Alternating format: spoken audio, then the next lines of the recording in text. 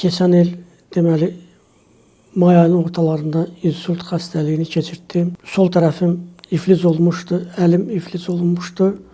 Müxtəlif balinsalarda yatdım və sonralardan Aygün xanımın bioloji təbəbatı adını eşitdim, gəldim ora müalicəyə.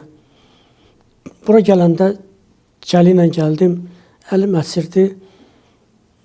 Amma sağ olsun Aygün xanım məni müalicə eləyəndən sonra Parkinson xəstəliyi məndən ümumiyyətlə əlim əsməsi dayandı. İndi sağ olsun, müalicə davam eləyir. Çox sağ olsun Aygün xanım.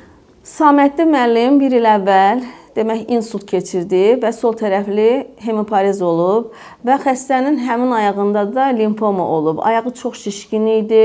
Hətta ayağını bağlayıb gəlmişdi. Müxtəlif klinikalarda insulta görə müalicələr alıb, müəyyən effektlər var idi. Sadəcə yerişi həssiz dərəcədə həm şişə görə, həm də iflicə görə çətin idi. Ona görə əlində əsa ilə, köməklə klinikamıza müraciət etdi və biz xəstəmizi müayinə edəndən sonra inteqrativ tibbə aid olan müalicə üsullarını seçərək xəstəyə drenaj detoksikasiya, homosiniatriya, azonterapiya və PRP terapiyalarından istifadə etdik. Hazırda müalicələrimiz hələ ki davam edir.